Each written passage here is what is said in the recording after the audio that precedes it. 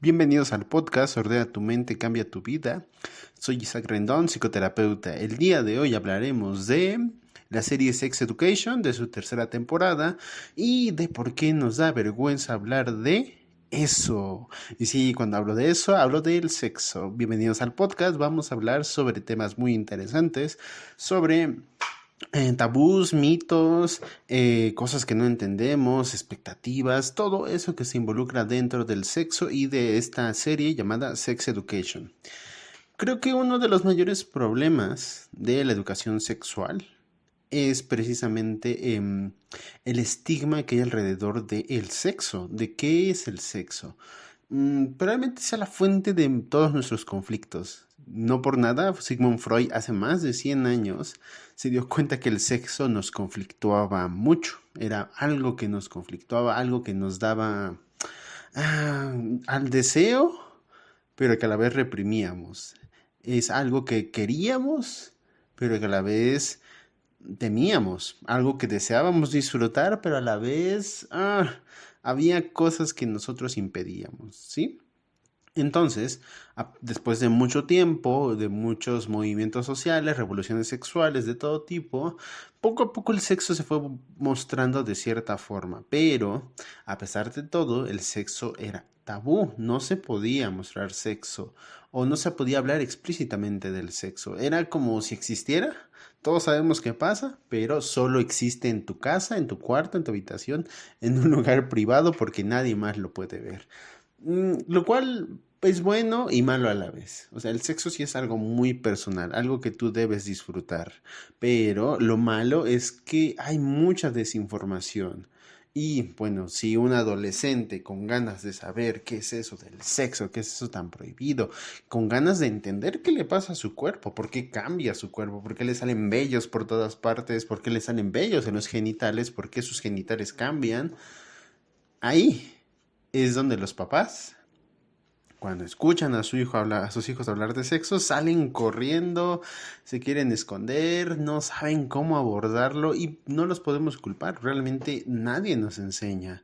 Si vamos atrás hacia nuestra infancia, hasta ciertos momentos de la vida donde nos empezaban a dar educación sexual, realmente no hay nada.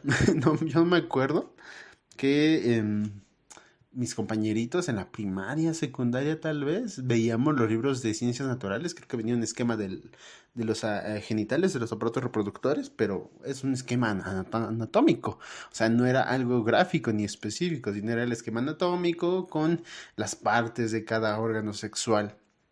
Y ya, eso era todo, pero lo veíamos nosotros como algo interesante, nos avergonzábamos, era muy curioso cómo abordábamos eso. Y al momento de dar clases, los profesores tampoco se arriesgaban mucho, ¿no? Nos enseñaban el esquema, lo aprendíamos las partes, nunca nos dijeron nada más y se acabó. Y tal vez con la esperanza de que nunca preguntáramos más, no nos decían más de lo que debíamos saber. Constantemente nosotros nos enfrentamos a el sexo, ¿sí? A la atracción. Constantemente somos seres que estamos envueltos en esta sexualidad humana. Si no, si no trajéramos ropa, seríamos simplemente unos animales que desean, bueno, obviamente con muchas regulaciones, pero creo que la ropa es lo que simboliza la restricción. No estamos desnudos por algo, ¿sí? Creo que tenemos muchas restricciones sociales con respecto al sexo, al placer, porque sí, el sexo, además de serlo por reproducirnos, también se puede disfrutar, pero hay que saber cómo, cuándo y con ciertas precauciones. No porque sea malo, sino porque, por desgracia, corremos muchos riesgos. Pero vamos a hablar poco a poco de eso. Bueno, ahora, algo que faltaba en la televisión, en todos lados más bien, era la educación sexual. ¿Sí? Nadie se atrevía a hablar de este tema y mucho menos no sabíamos cómo abordarlo, o sea, qué cosas o qué situaciones les interesan a las personas. Ya como adultos uno lo cree saber todo, dice, no, yo sé todo lo que debo saber del sexo y realmente no sabemos gran cosa, más allá de posiciones, de formas, de color, de aromas, de sabores, o sea, todo lo que sabemos es realmente muy superficial. sobre el placer y la satisfacción y algo que nos falta mucho, que es el erotismo, porque se vale, o sea, el acto sexual, la penetración, el pene entrando dentro de la vagina, no es todo. También hay juego previo, también hay caricias, hay juegos de roles, muchas cosas que no nos atrevemos a hablar. Y sí, seremos adultos, pero no lo sabemos todo. Ahora vamos a hablar directamente de la serie. Sex Education surge como tal vez un mal necesario. No es la mejor serie del mundo, eso sí. Tiene muchos huecos argumentales, sí. Cosas cuestionables, claro que sí. Cosas ideológicas con las que uno puede estar o no de acuerdo, también. Pero el tema es el que es importante, o sea, la educación sexual. ¿Por qué es importante hablar de eso y por qué es importante que los adolescentes lo sepan? Cosa que los papás seguramente se incomodarían de saber eso, incluso más si sus niños, sus hijos, más niños más jóvenes, se hubieran expuestos a eso. Pero es algo que es inevitable y entre más lo prolonguemos, peor será. Entre más prolonguemos la educación sexual, es probable que ocurran muchas cosas. Incluso terapeutas y psicólogos han propuesto que la educación sexual es más allá de solo para adolescentes, es para niños, es importante, porque hay muchos casos de abuso sexual contra niños que pueden prevenirse de cierta forma si se les educa sexualmente a los niños, si se les hace conciencia sobre su cuerpo, sobre cuáles son las partes de su cuerpo y qué partes pueden tocar los adultos o cuál es la distancia que deben tener los adultos hacia ellos. Y conciencia de sus genitales va a permitir que ellos entiendan qué cosas pueden permitir y qué cosas no. Entonces, la educación sexual se vuelve algo necesario para evitar esas situaciones. Y más allá, más adelante, cuando crezcan, se vuelvan adolescentes y empiecen a experimentar, tener sus primeras experiencias sexuales, es mejor que estén listos. Pero creo que el mayor obstáculo no es tanto, es más cultural. O sea, la información también es deficiente en muchos aspectos porque queremos cosas prácticas y queremos ver, o sea, somos muy visuales y en el caso del sexo, aunque nos sonrojemos, queremos ver qué es eso. Y por desgracia el primer contacto que tenemos muchos con el sexo es a través de la pornografía, que es una representación irreal de lo que es el sexo, ¿sí? O sea, el tamaño de los penes, la forma de la vagina, todo es... Y en el acto en sí, el acto sexual en la pornografía, el coito, es muy difícil, diferente al mundo real. Y quienes ya tienen experiencia lo saben, no se parece nada al mundo real. Es más raro, es diferente, es incómodo, llega a ser sucio, desagradable, no es como en la pornografía. Pero precisamente hay que entender por qué buscamos como fuente de información la pornografía y no tenemos otras fuentes, precisamente porque no existe nada más. Ahora creo que el hecho de que una serie como Sex Education de Netflix exista es solo el inicio, no creo que es la mejor, pero sí puede dar pauta a muchas cosas. Hay que analizar los temas que se tocan. Al principio decía que qué temas eran los importantes. Bueno, como adultos probablemente, no sé, tengamos una idea de qué queremos saber del sexo, tal vez ya con parejas, tratando de buscar formas de complacer a nuestra pareja, pero los adolescentes, ¿qué cosas o qué preguntas tienen? ¿Se han preguntado eso cuando éramos jóvenes? Los que somos jóvenes, los que ya no somos tan jóvenes, ¿qué preguntas teníamos? ¿Qué preguntas nos hacíamos? ¿Cuándo es bueno tener sexo? ¿Cuándo es el mejor momento? ¿Cuándo estaré listo? La primera vez duele, es raro, ¿cómo se siente? Esas cosas nos preguntamos todo el tiempo, pero nadie nos puede decir, y mucho menos le vamos a preguntar a nuestros papás, oye, ¿cómo se siente penetrar a alguien? No, o sea, no puedes preguntar eso, te mueres de vergüenza, y si tus papás son muy conservadores te terminan regañando o peor. Es algo que en lo que estamos encerrados. O sea, si no le preguntamos a nuestros papás, le preguntamos a los amigos.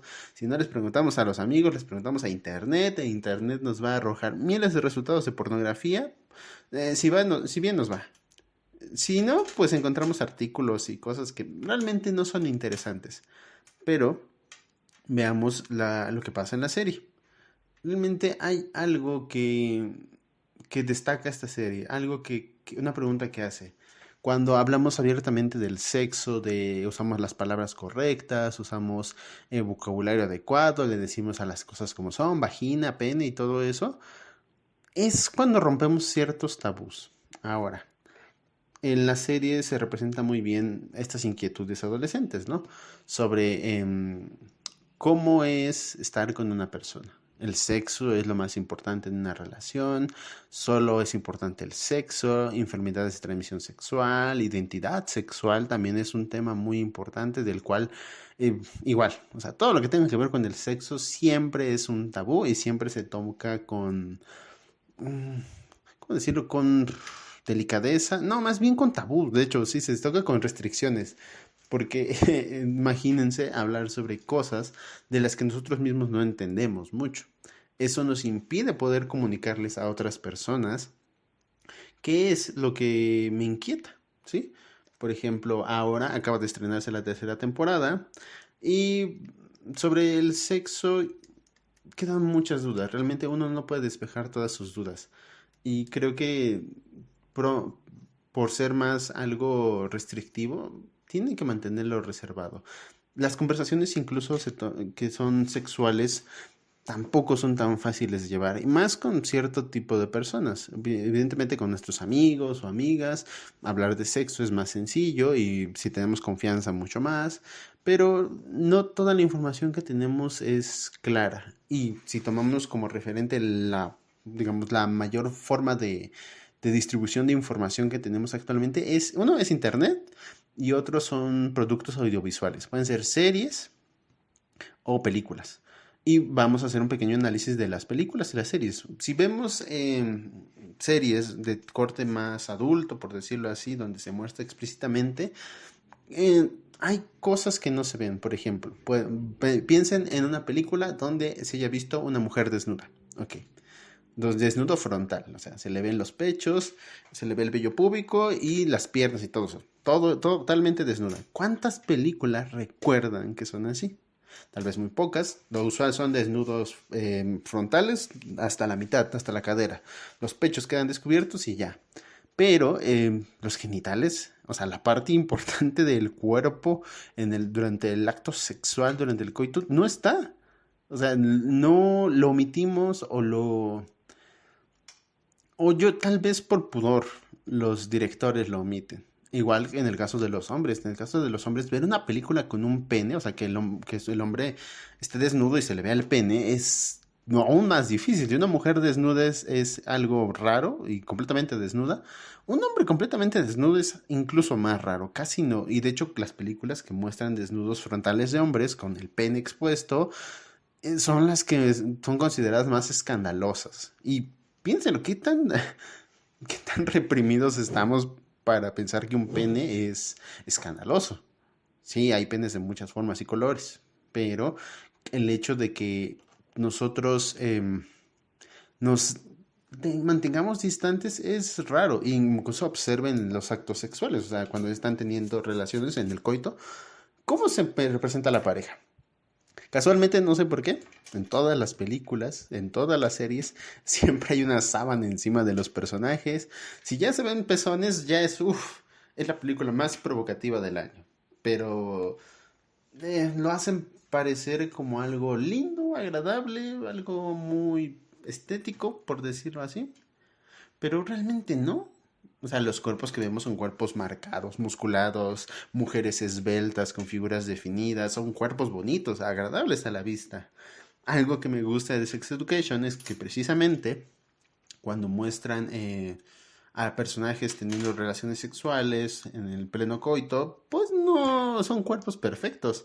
Son personas de todo tipo, son delgadas, altas, bajitas, morenas, pelo rubio, rizado, obeso, con obesidad, o sea, también cuerpos esbeltos, pero es de todo tipo. Y todos los cuerpos, pues obviamente todos podemos sentir placer. Entonces, una representación más realista sería que nuestros cuerpos no son como en la ficción más estándar, sino que son una ficción como la de Sex Education. Cuerpos imperfectos, con granos, verrugas, un montón de cosas que tal vez no son tan agradables, pero así es el sexo, así es, somos nosotros. Y creo que ese estigma o esas expectativas irreales son las que nos llevan a tener conflictos, ¿sí? Y muchos mitos sobre el sexo, ¿no? Sobre cómo debe ser el desempeño sexual. En el caso de los hombres, debes durar horas, semanas, meses, años con una erección muy fuerte. No sé quién puede hacer eso, sinceramente no. Y eso, de hecho, es la excepción. Los hombres que puedan hacer eso son la excepción. Incluso eso no garantiza el placer en tu pareja.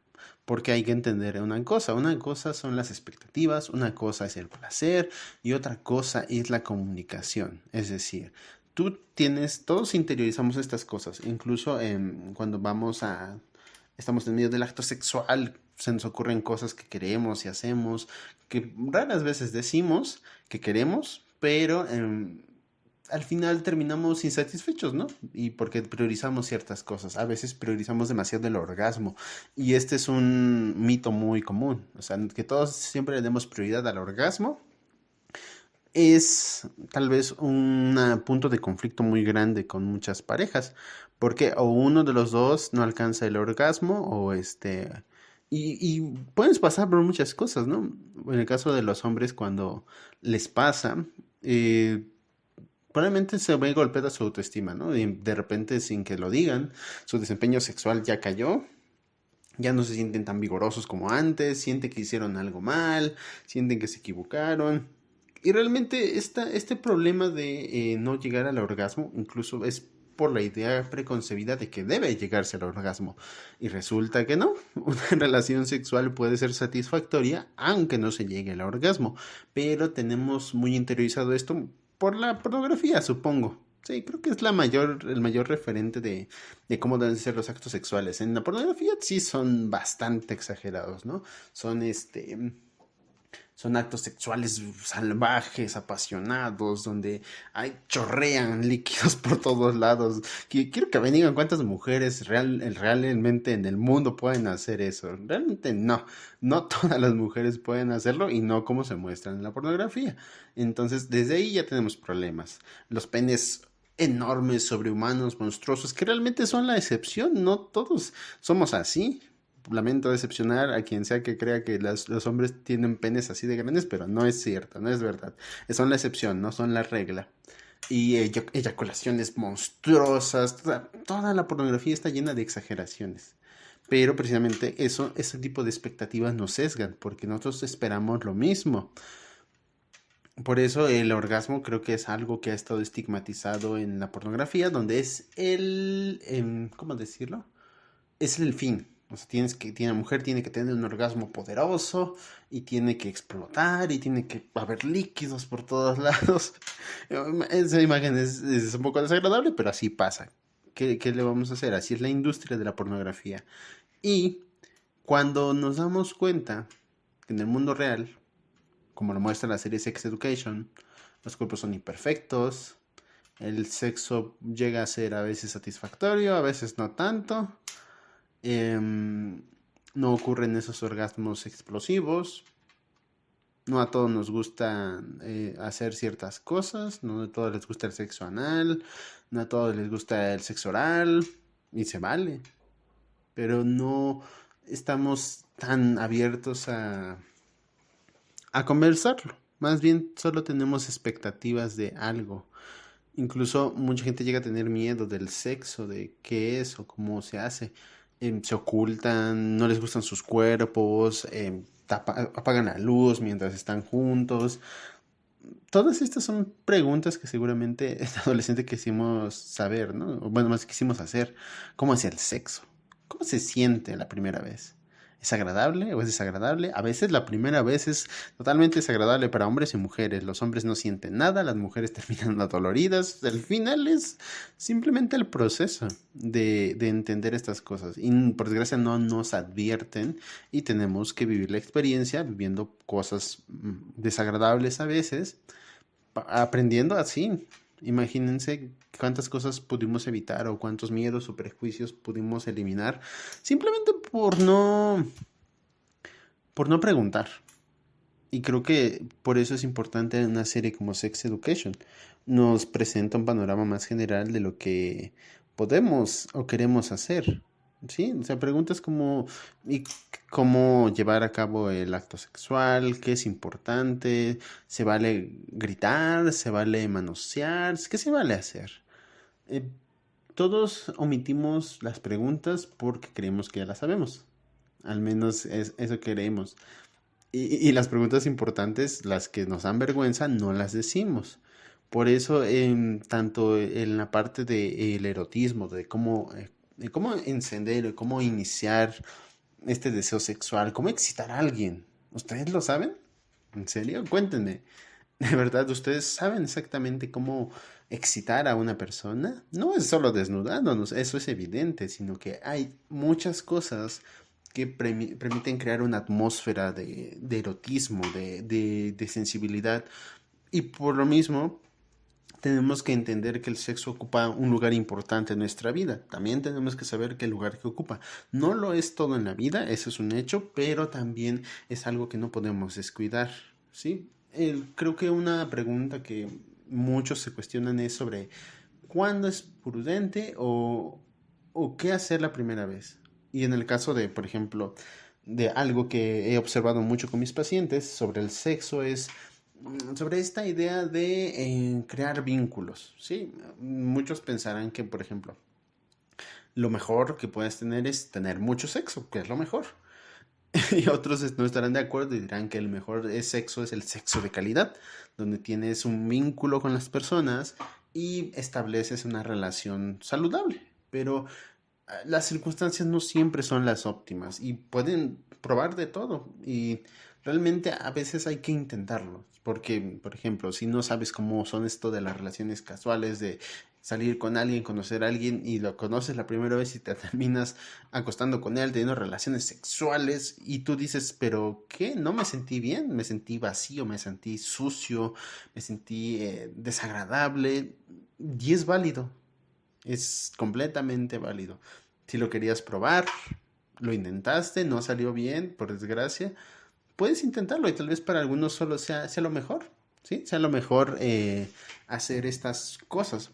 Pero hay que tener cuidado con el sexo, con qué importancia le damos. El sexo no va a resolver nuestros problemas, eso es un hecho.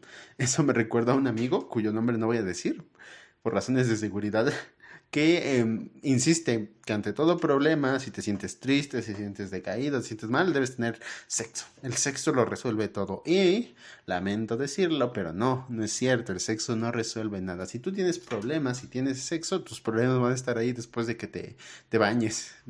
Es inevitable. El sexo te puede hacer sentir más feliz, pero nunca te va a resolver un problema. El sexo puede hacer que una relación mejore, pero no es la solución a los problemas. Si el sexo es usado en una pareja para reconciliarse y para fortalecer su vínculo, realmente eso no va a terminar bien, nunca va a terminar bien, porque no estás resolviendo el problema real. Y a veces cuando el problema es el sexo, porque afecta tanto tu bienestar, tu placer o tu identidad, es donde se vuelve conflictivo, porque no sabes cómo manejar esta situación. En el caso del placer, em, podemos tener estigmas sobre ciertas cosas, ¿no? Sobre sentir o no placer. Y eso es algo que pasa en las mujeres. Sentir o no placer a veces se vuelve algo restrictivo. He tenido varios casos de mujeres bastante, bueno, más grandes, de más de 40, 50 años, que sienten penalizadas o sienten castigadas, observadas o juzgadas al ellas intentar sentir placer durante el sexo, porque obviamente en ciertas generaciones el sexo solo era algo con fines reproductivos, nadie podía sentir placer, o más bien, no sé si no podían, más bien se lo reprimían. Y obviamente un estigma social es muy poderoso, nos llega a reprimir muchos aspectos, tanto en aspectos como, tan importantes como el placer durante el acto, o como aspectos sobre desear o querer sexo. Y todos queremos. Dicen que los hombres quieren más sexo que las mujeres, pues la evidencia dice que, bueno, los hombres, la parte que, que detona el deseo sexual es como 2 veces y media más grande que las mujeres. O sea, es un hecho. No sé si ese dato sea válido, si tiene que corroborarse, hay que hacerlo, pero al parecer los hombres piensan más en sexo que las mujeres. Pero ¿quién lo disfruta más? Esa sería una buena investigación, ahora que lo pienso. No sé quién lo disfruta más. Podemos hacer teorías. Podemos decir que las mujeres tal vez lo disfruten más, pero los hombres piensan más en sexo. Entendiendo nuestras propias diferencias, podemos darnos cuenta que todos queremos sexo. Porque es divertido, sí, porque es un pasatiempo, puede serlo, para alguien puede ser un pasatiempo. Porque es algo necesario, sí, es tal vez no tan, es una necesidad biológica no tan prioritaria como comer o como respirar, pero sí es una necesidad que tenemos y queremos satisfacer. Por eso existe la masturbación, por eso no se engañen, todos lo hacemos, no se engañen, eso es algo que ocurre, todos lo hemos hecho al menos una vez en la vida, a veces muy poco, a veces demasiado, pero lo hacemos. La masturbación es algo necesario porque ese placer es no hay equivalente, creo.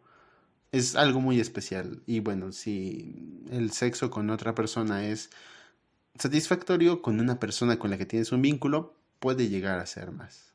Y las relaciones saludables, tanto sexuales como afectivas, llevan a relaciones de pareja funcionales. O sea, si un aspecto te está funcionando mal, el otro no lo va a compensar, evidentemente. Es algo real. Y podemos aprender a vivir con eso, pero todo tiene que balancearse y tenemos que conocernos, sobre todo nosotros. Creo que el conocimiento personal es algo que nos invita la serie de Sex Education, como un personaje en la serie que tiene un problema con la masturbación, que lo hace demasiado. Y bueno, nunca ha tenido experiencia sexual con alguien. Y precisamente el protagonista, Otis, siente la presión, sabe, conoce de mucha gente que ha tenido mucha experiencia sexual y que él no puede. Él está de alguna forma reprimido porque su mamá es terapeuta sexual, entonces hay cierta resistencia a eso. Tanto una exposición prolongada al sexo como ¿cuál es la palabra? No, como una prohibición, la abstinencia, como la abstinencia, o sea, tanto una sobreexposición del sexo como la abstinencia al sexo es realmente bastante conflictivo en ambos aspectos. Y el protagonista lo muestra porque él tiene cierta resistencia ante el sexo, no puede ni masturbarse. Y después tiene un problema porque se masturba demasiado. Ambas circunstancias son un proceso, e incluso algunas personas, algunos hombres y mujeres lo viven como etapas en su vida. Al principio tienen cierta resistencia a masturbarse, no lo quieren hacer, el sexo es malo, nos da miedo, porque obviamente siempre nos mantuvieron reprimidos esos sentimientos. Y cuando por fin nos sentimos con curiosidad genuina para explorar nuestros cuerpos, empezamos a sentir un rechazo, como si nos viera alguien, como si nos juzgara. Y una vez que experimentamos la masturbación, nos damos cuenta que es algo increíble, que nos gusta mucho y a veces abusamos demasiado de eso. Y después el hecho de que no tengamos experiencia sexual y sepamos que otros sí, es también conflictivo porque sentimos que algo está mal con nosotros, que no podemos convencer a alguien de que tenga relaciones con nosotros. Y es muy, muy difícil de manejar todo eso por los estigmas que tenemos. Y cada género con sus propios estigmas, por supuesto. Los hombres juzgados por ¿cómo se llama? Nuestra abstinencia por no tener relaciones sexuales y las mujeres juzgadas muchas veces por tener demasiadas. O sea, todos vivimos este conflicto con el sexo. Las expectativas siempre son irreales para cada género, pero cómo los manejamos es lo que puede llevar a resolver esto de buena manera o a complicarnos mucho la vida. En la serie creo que una buena representación de esto es como los límites o las cosas que uno quiere probar. ¿Sí? Cuando somos jóvenes somos más curiosos, ¿no? Queremos hacer posiciones alocadas, queremos intentar cosas, nos volvemos... Y bueno, todos queremos tener sexo todo el tiempo. Y cuando tenemos pareja y nuestra pareja es igual que nosotros, eso se vuelve algo salvaje. Y quienes hayan tenido experiencias así lo saben, pero también es algo que llegamos a superar en cierto momento. O sea, el sexo es divertido, el sexo es bueno, pero se puede vivir sin sexo. Es difícil, pero se puede vivir sin sexo por un tiempo. Y que nos falte o que nos sobre tampoco garantiza que seamos felices. La felicidad es más multifactorial, tiene muchos componentes, muchas cosas te hacen felices, no solo el sexo te va a hacer felices. Cuando tú te enfocas solo en el sexo como la prioridad, puedes tener serios problemas, tanto en una adicción al sexo, como lo había platicado en otro podcast sobre una película, tanto como una represión insana hacia el sexo. ¿Sí? Si tienes mucho sexo como si no tienes, es algo que puede conflictuarte profundamente, porque nos intriga, nos intriga y queremos saber sobre eso. Por eso es importante hacer preguntas. Yo sí les recomendaría, aunque sea ver la primera temporada de la serie Sex Education. Tal vez no sea la mejor, hay cosas que pueden cuestionar, pero creo que la pregunta que hace es interesante. ¿Qué es el sexo? ¿El sexo es importante? ¿Cómo debe ser el sexo? El sexo tiene expectativas, el sexo tiene muchos conflictos, tabús, restricciones, prohibiciones. El sexo no solo se centra en la penetración, o sea, el sexo es más allá que solo penetrar. El sexo es también vincularse con una persona, el sexo también es aprender a complacer a la otra persona y aprender a complacernos a nosotros. Porque alguna vez se lo habían pensado, ¿qué cosas les gustan que les hagan? ¿Les gustan que los besen en el cuello, que les laman las orejas, que les laman los dedos? A algunas personas les gustan. Se sorprenderán las cantidades de personas que les gusta que les laman los dedos. Y los de los pies también, y está bien. No nos hace depravados sexuales tener fetiches. Bueno, depende del fetiche, obviamente. No todos los fetiches son saludables, pero hay que saber cuáles sí. Entonces, con eso quiero ir concluyendo. La educación sexual en el país, en México, está olvidada. Realmente a nadie le importa la educación sexual. Recuerdo que hace unos 3 4 años yo daba clases en una preparatoria. Entonces el director me dijo que preparara una clase de educación sexual y me dijo que incluyera ciertos aspectos. Pero siempre es lo mismo. Incluso yo me cuestioné qué más podía hacer. En ese tiempo no sabía qué otra cosa podía hacer. Pero sí me dejó claro el director que usara los mismos parámetros que usaban en todas las prepas, porque son básicamente anticonceptivos, anatomía de los órganos reproductores masculinos y femeninos, y ya. Yo hice un par de juegos con mis alumnos, los hice jugar a ciertas cosas, todos terminaron muy avergonzados, pero ¿por qué nos da vergüenza? O sea, ¿qué tiene de malo? Es nuestro cuerpo. Todo eso está escondido debajo de la ropa, pero están ahí. Nuestros genitales están bien, sin importar que no sean bonitos a la vista, que no sean los más estéticos, están bien. Pero sí, en definitiva, le hace falta mucha educación sexual a este país, y por eso podemos ver muchos problemas que hay, tanto de problemas sexuales de personas, podría incluso atribuirse a problemas de violencia sexual, también por entender mal ciertas cosas también puede generarse conflictos así. No hay evidencia que sustente eso, obviamente es una teoría, es mi hipótesis, es lo que yo creo, pero si tuviera evidencia me gustaría ver y sustentarlo así. Creo que lo primero que podemos hacer es tener un acercamiento más amigable con el sexo. O sea, entender que no es algo malo, que es algo necesario, que es importante conocer nuestro cuerpo y saber cómo complacer a otras personas, a nuestra pareja, saber cómo complacerla. Está bien, no tiene nada de malo, créanme. No porque tengas un pene muy grande o porque dures mucho tiempo con una erección, eso no te hace una buena amante, eso no te hace bueno en la cama. Y es algo que no se atreve a decir la gente, porque no sabemos qué otras opciones hay. Incluso también tener penes pequeños, vaginas que son estrechas o son muy amplias, no tiene nada de malo. Simplemente hay que ser más creativos. Eso sí, siempre hay que ser más creativos. No, para tener más satisfacción en general y que el sexo ya no sea una experiencia desagradable, sino que sea una experiencia que te nutra emocionalmente y que te nutra a nivel interpersonal con tus parejas. Bueno, yo les recomiendo ver la serie, les recomiendo acercarse un poco más a estos temas sexuales, preocuparse por el placer de otros, saber cómo complacerlo, preocuparse por nuestro placer, saber qué nos gusta y cómo nos gusta que nos hagan, para que al final las relaciones sexuales sean más satisfactorias. Vean la serie, tal vez les guste, tal vez los avergüence.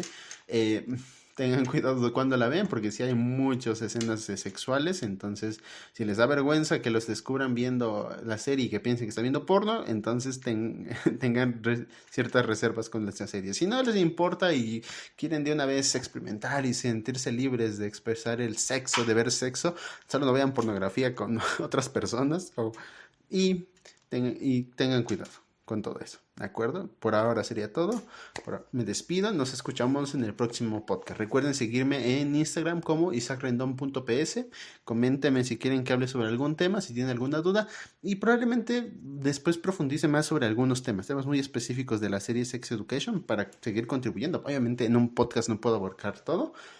Por ahora solo abarqué alguna parte, pero si tienen más dudas sobre cosas sexuales, se vale. Coméntenme o envíenme un mensaje y próximamente grabaré un podcast sobre más cosas.